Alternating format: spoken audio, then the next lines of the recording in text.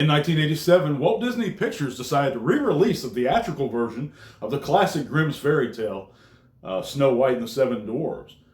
I was fortunate enough to experience that as my first theater experience when I was a small child.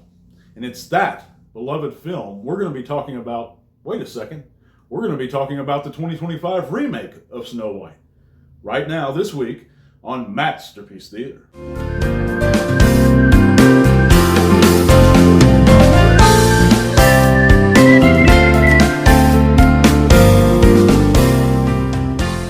The 2025 Snow White, starring Rachel Zegler, Andrew Burnap, and Gal Gadot, I went into it, guys, wanting to have at least decent expectations of it, blocking out all the drama I've heard in pre, post, and during production of this film. But, so I discounted that. That didn't matter. I went into it with an unbiased mind as possible. Unfortunately, it didn't really live up to its predecessor's standards. Now, unlike the sweet, charming animated Disney film that brought unprecedented levels of animation to the big screen for the first time in the first animated full-length feature film, this one didn't really bring anything new to the table. Its neutered love story was coupled by unmemorable musical ensembles. Basically, those songs, you didn't remember them at all. Unlike the original film. Now, you did remember the two songs they did do, but those came from the original film. The acting of Gal Gadot was wooden and lifeless as ever. And even, like I said, the key part of the feature was the love story. Now, in this film, the 2025 one, the Prince Charming character has been all but neutered. I mean, he's been changed into a bandit by the name of Jonathan, played by Andrew Burnap, who I like, and in some ways he almost reminds me of Carrie Elwes of Princess Bride fame. But again, this lacks very little of the spirit of the original Disney animated film. Now, I took a lot of notes for this motion picture, and the whole production looks more like a Broadway adaptation, a high-budget one, more than a theatrical release. Now, I'm a big fan of musicals. I have fond memories of PBS's An American in Paris being aired. I enjoyed Little Shop of Horrors. So musicals I enjoy. One of my favorite Disney films is Frozen, watching it with my child. So I'm certainly not against those. But the songs, however, were in no way memorable. Waiting on a Wish, I forgot it the next day. And this is 2 days later, and I still don't remember any of them except those original two tracks that were in the first animated film, Hi-Ho and Whistle While You Work. I already mentioned Gal Gadot's horrible acting. She's one of the worst. Now, I will say this. Rachel Zegler did turn in a serviceable performance for the material she was given with. I'm not going to go into the drama, the miscastings that some people say she was in this titular role.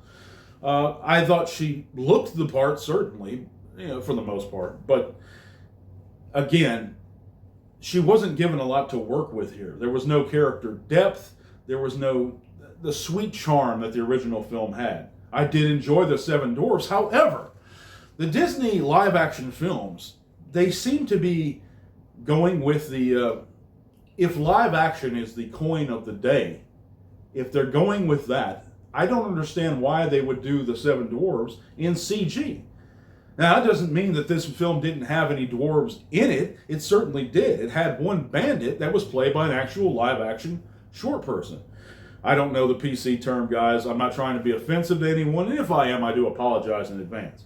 But certainly these roles, and I know they had actors chomping at the bits to get these parts that were tailor-made for them, and they didn't get them.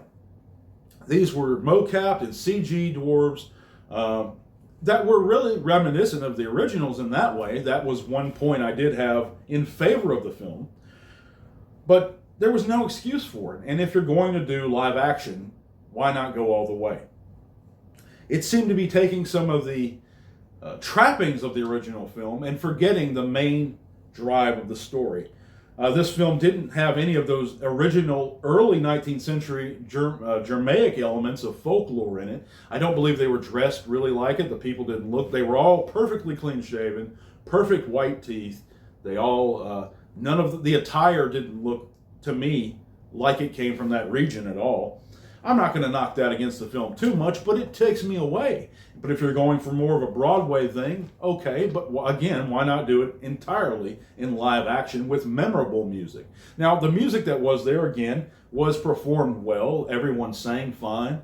I do enjoy Burnap. I did enjoy Rachel Ziegler somewhat, for what they were given. But again, the CG itself looked dated. I mean, there are video games we have now that look far better. There are video games from a few years back that look equal to it.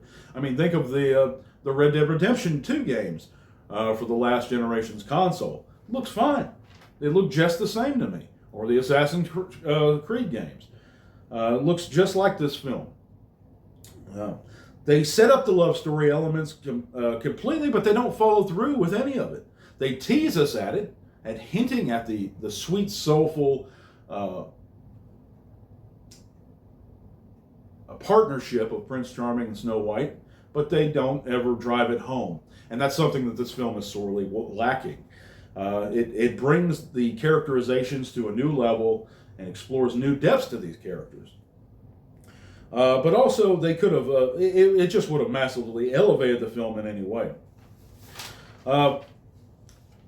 I went into that. I did enjoy the dwarves in general and their relationship with Snow White, but I always have. That's nothing that this film brought to the table. And again, White is the guy that plays the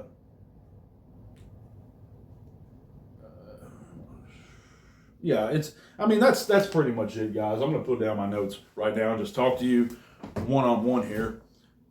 It strikes me that the unoriginality of Walt Disney these days is going to do them a lot of good. I rated this film, the 2025 Snow White, 1.5 stars, and that's a below average film. And I realize that might be rough rating to some of you guys, but according to my scale, that is a below average film. Now, it's not as ignorant as a film, say, Jury Duty, or as debaucherous as The Human Centipede. And that's why those films scored a bit. Well, I think Jury Duty actually scored 1 star. So this is better than those films. But again, guys, don't waste your time if you're a fan of either the classic Grimm's 1817 fairy tale or the 1937 Walt Disney animated picture. It brings nothing new to the table. It delivers. It's dry, and I believe it underperformed quite generously in the box office. But thank you for watching Masterpiece Theater. I appreciate you coming in. We're going to have new reviews shortly, guys. Please make sure you follow me on Letterboxd. This is Matthew Sibley. Have a great evening. God bless. So after now seeing the film, how did you feel about the song "Waiting on a Wish," bro? What are your thoughts on it?